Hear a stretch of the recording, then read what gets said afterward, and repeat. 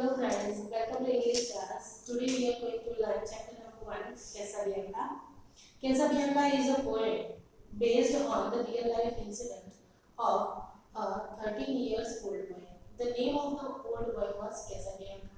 He had joined his father in the War of Nile in 1798. That was the war between Britain and France. And Casabianca's father was the admiral of French warship. His father had commanded him.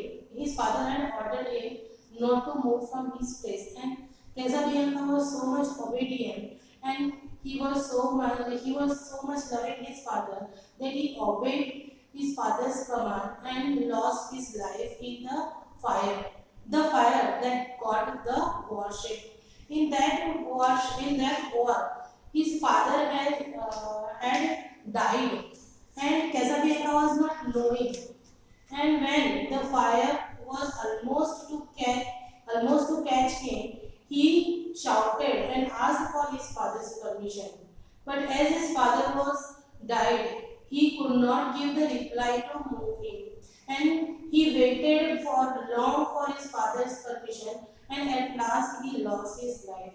So here we are going to learn the poem of Casabianca. Okay, now this poem was published in 1826. This poem was written by Felicia Dorothea Beeman. And Casabianca's father's name was Louis Julien Joseph, and he was, as I said before, he was the admiral of the ship. Now let's see. So before illustrating poem, let's see the meanings of the hard words. Here I have written some meanings of the hard words. We will see them first, and after that we will go through the poem. First is whence. Whence is an old word, and here it is meant by from where. Whence means what? From where. Now second one is wreck. What is the meaning of wreck? Wreck is a sunken ship, or we can say the ship only. After that, chieftain. Chieftain means the leader of a group. Then we have booming. Booming means a loud sound.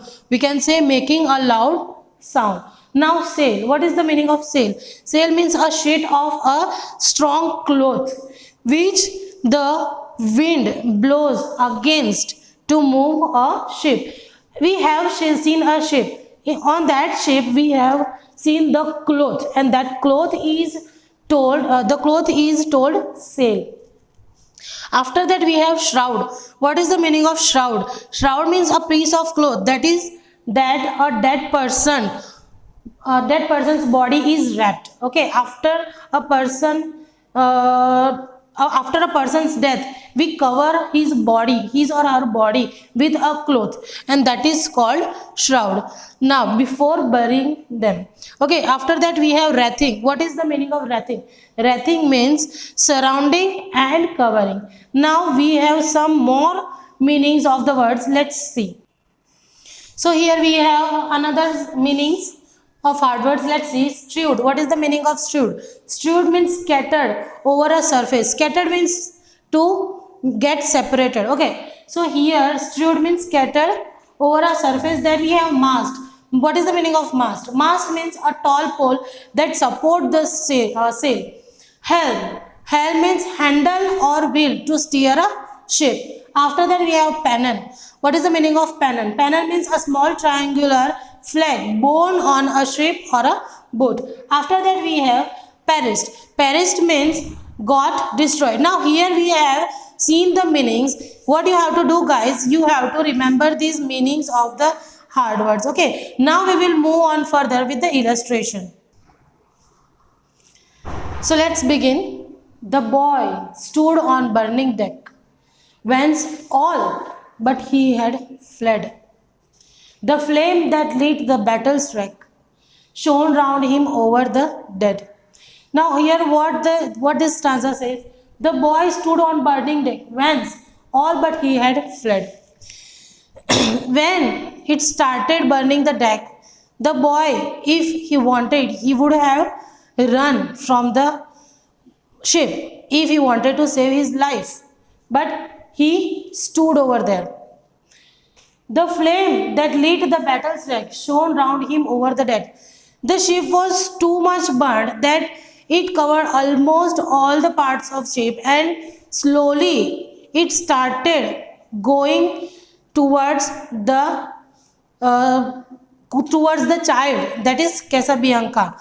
So here it says that the ship was too much burning. It covered almost all the parts of the ship and almost everything was burnt, and slowly where Casabianca was standing, the flame started going there. And if Casabianca wanted to go, he could, but he did not. Okay, now let's see the second stanza.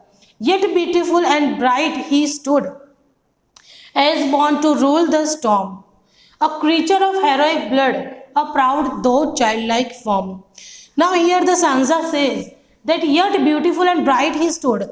He after the burning deck, after all the things that got burnt, even then, even though he stood beautifully over there, he stood courageously over there, and as born to rule the storm, as if it seemed that he was ruling the storm, as if it seemed that he was not scared of the flames. A creature of heroic blood, a proud though childlike form. Even though he was a child, he was the courageous boy. Even though he was a child, he was acting like a courageous man.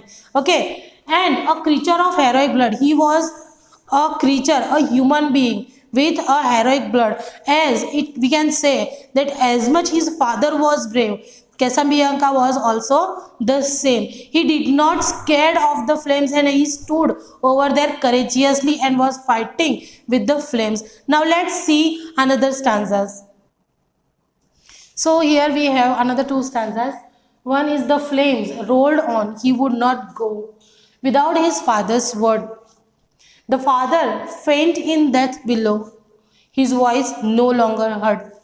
Now the flames rolled on, he would not go. Even though the flames rolled on over him, it was almost totally burnt, and the flames got near to him, and he knew that now I would also be dead. Even though he did not move from his place without his father's word.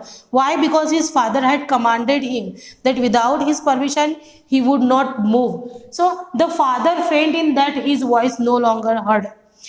He was waiting, Casabianca was waiting for his father's permission to move on, but he could not hear his father's voice. Why he could not hear his father's voice? Let's see in the another stanza.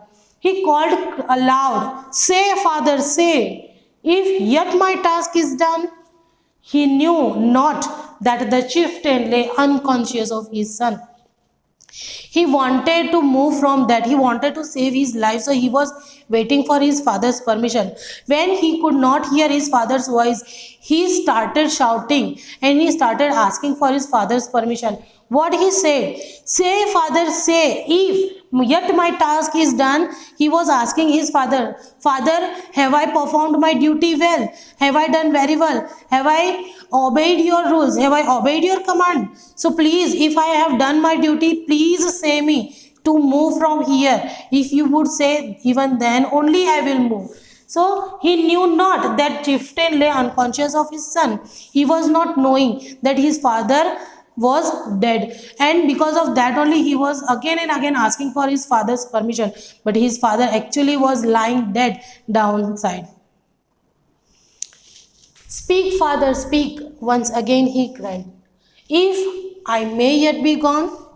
And but the booming shot replied, and fast the flames rolled on. Again he asked his father's permission, speak father, if I may go from now, if may I go now, still I have some time to save my life. If you give me permission, I can move from here and save my life. But his father's voice did not come. But what come? Booming shots. What? When the burning deck was burning, the booming shots replied, or some loud voice of bursting or of bursting came from the ship, but his father did not speak. And fast the flames rolled on, and suddenly the flames came and rolled him over his body. And now what happens next to him, we will see in our next stanzas. Okay.